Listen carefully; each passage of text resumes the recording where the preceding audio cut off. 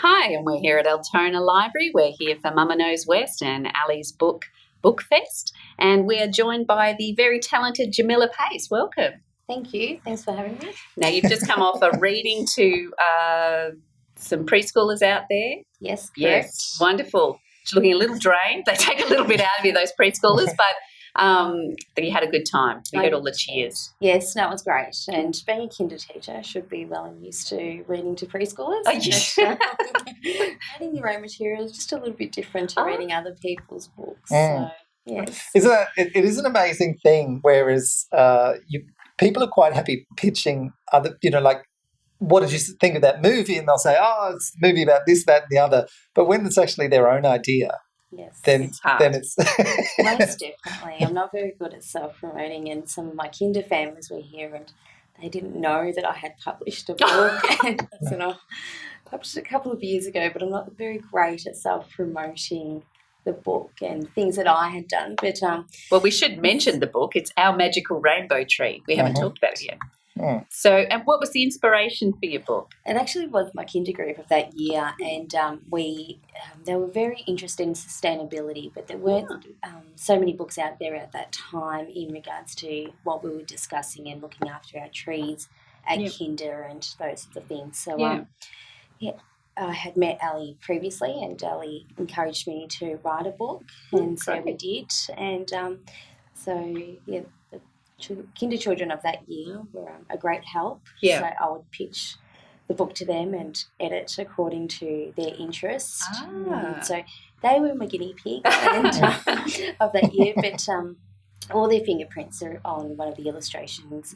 It was a great year, and so we use it a lot as a tool at kinder at the moment. We've just created a native area in our front garden to attract butterflies, the praying Altona. Yeah. And so we read the story about caring for the environment and looking after our trees and so forth. And so it's been a great tool in that sense.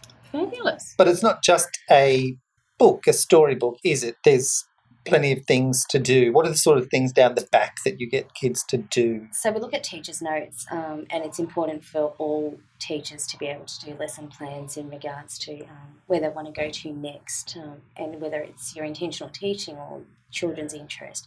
And so things that I put in there were things like planting a tree and discussing tree growth and how do we look after our nature. And so they're things that are important to us at Sea Home Kindergarten, and so we talked about also mixing colours and bringing science into it and looking at how different colours, your primary colours, turn into secondary. So it's a good tool just to begin, I suppose, the stepping stones of science and sustainability for the children before they head into primary school. Oh, that's great. So what is the age group that this is targeted at? What's the idea? So we're looking at sort of early primary school years and kinder.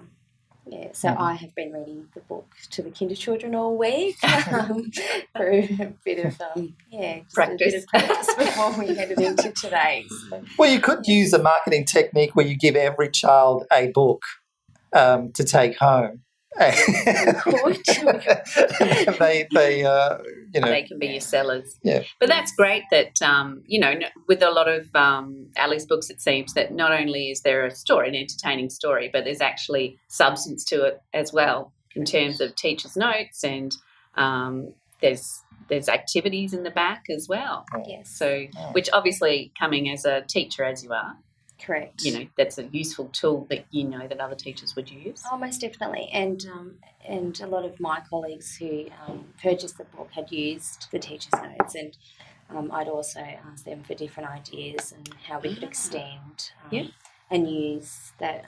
At that time, sustainability was the topic of the season, I suppose, in regards to early childhood, and so it was great to sort of be able to have my colleagues, with their bit of input. So fantastic. And what's the next book? Trash the environment. That'd be great. We've sustained it enough. Yeah, not quite sure. We were looking at one about saving money, and it was sort of a discussion with a parent that was at Sea Home Kinder. Right. So whether that goes ahead or not. It's good that you've got that little.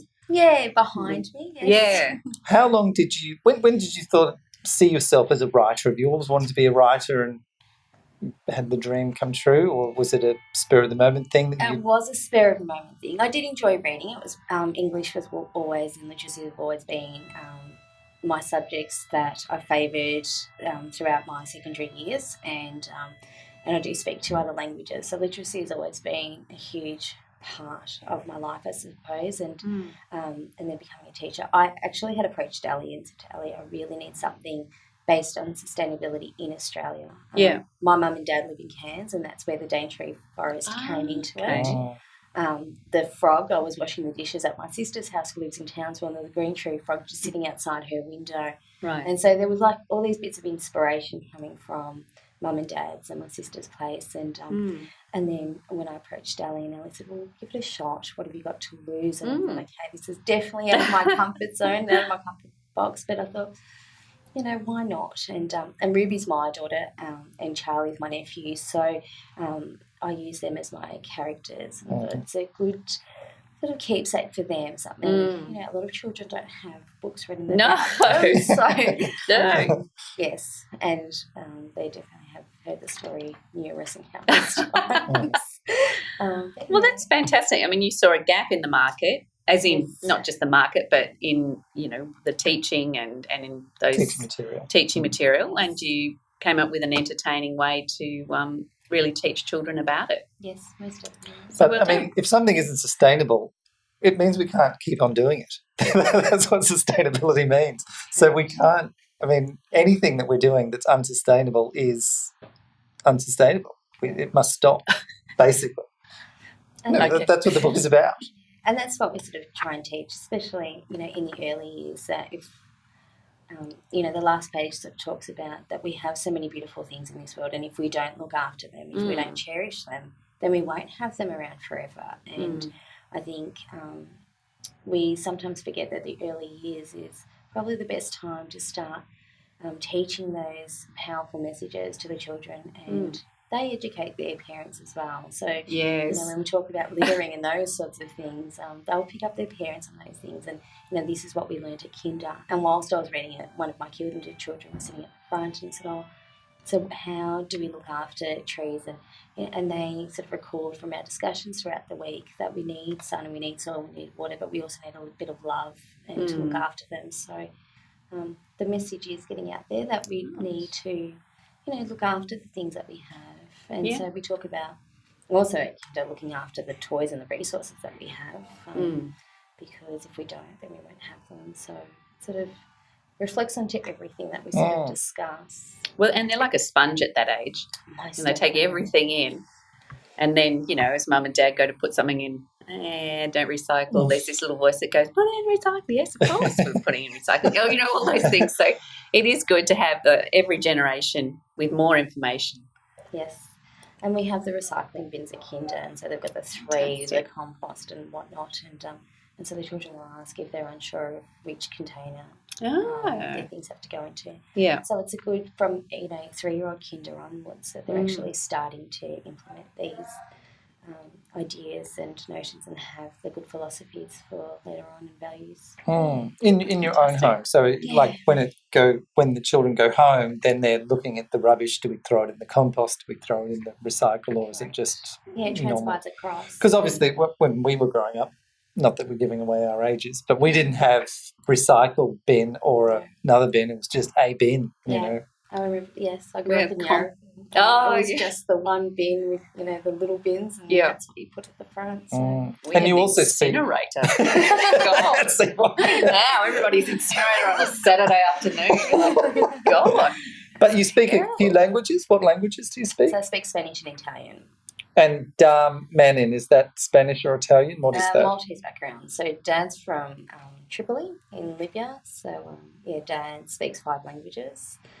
Only 5. Jeez, Dad, come on.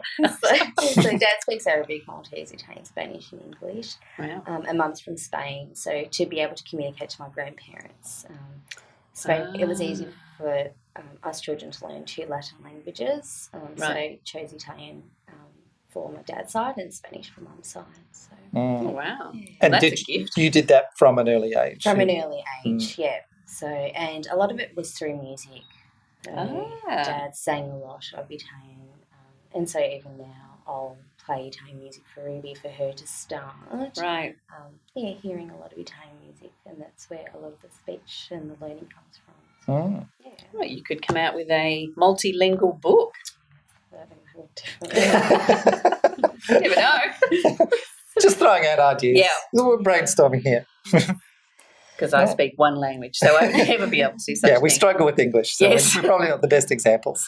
Well, thanks so much for coming and talking to us about Our Magical Rainbow Tree. Where could people pick this book up? They can go to Ali's website, and I know it's also on Amazon and a couple of other websites. Wonderful. But yeah, so Ali's books has it explains about the story and and so forth. So, and also it's on Facebook as well. Yeah, it sounds like a great book to get your kids thinking and into the right frame of mind about our environment. So thanks for joining us today. Enjoy the rest of the book fest. Will do. Thank you. Thank you. Bye.